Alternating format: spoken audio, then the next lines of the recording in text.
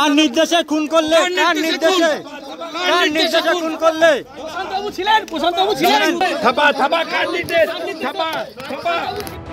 দত্তাবাতে স্বর্ণ ব্যবসায়ী খুনে গ্রেফতার 2। ধৃতেরা হলেন কলকাতায় বিডিওর গাড়ির চালক রাজু ঢালি এবং বিডিওর ঘনিষ্ঠ উত্তরবঙ্গের ঠিকাদার তুফান থাপা। ধৃতেরা অপহরণ খুনের সঙ্গে সরাসরি যুক্ত বলে পুলিশ সূত্রে দাবি করা হয়েছে। বিধাননগর দক্ষিণ থানার পুলিশ তারা কিন্তু গাড়িতে তুলল। কিছুক্ষণ আগে দুজনকে গ্রেফতার করা হয়েছে, অফিসিয়ালি বিধাননগর কমিশনারেটের তরফ থেকে বলা হয়েছে। এবং এই রাজু ঢালি এবং তুফান থাপা, এদের মধ্যে রাজু ঢালি তিনি বিডিও প্রশান্ত বর্মনের গাড়ির চালক। বিডিও প্রশান্ত বর্মন যখন কলকাতায় আসতেন তখন রাজু ঢালি তার গাড়ি চালাতেন, তাকে পুলিশ আধিকারিকরা অ্যারেস্ট করেছেন গোটা ঘটনায় সরাসরি যোগসাজশে।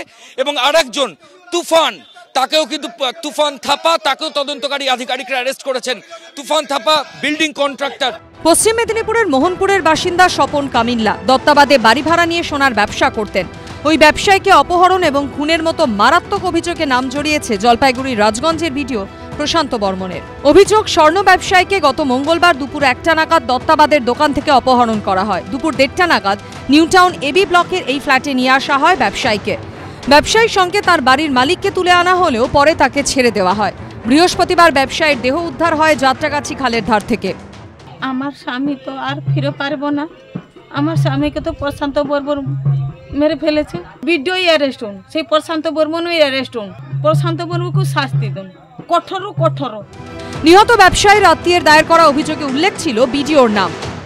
গ্রেফতার হয়েছে ও বিডিওর ড্রাইভার আর বন্ধু। ড্রাইভার তো নিজে কিছু করেনি, করেছে বিডিও, ওনের আদেশে সবকিছু হয়েছে। বিডিওকে অ্যারেস্ট না করে ওকে কেন অ্যারেস্ট করেছে? কি অত পাওয়ারফুল লোক নাকি? অত পাওয়ারফুল লোক দেখি তাকে অ্যারেস্ট করছে না। যদিও সমস্ত অভিযোগ অস্বীকার করে বিডিও দাবি করেছেন তার বিরুদ্ধে চক্রান্ত হচ্ছে। যিনি বড় গলায় কথা বলছেন এবং যিনি সোনা গলিয়েছেন তিনিও বড় গলায় তার পরিবার কথা বলছেন। প্রশান্ত বর্মন একটা শিডিউল কাস্ট কমিউনিটির ছেলে, তাকে কিভাবে দাবাং থেকে মাটিতে শোয়ানো যায় সেটারই একটা চক্রান্তকারীরা চক্রান্ত করে যাচ্ছে। রাজবংশীদের সঙ্গে সবসময় চক্রান্ত হয়।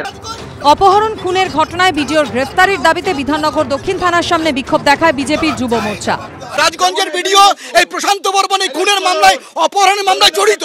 এখনো পর্যন্ত তাকে কেন গ্রেফতার করা হলো না? কার মাথার কার হাত আছে?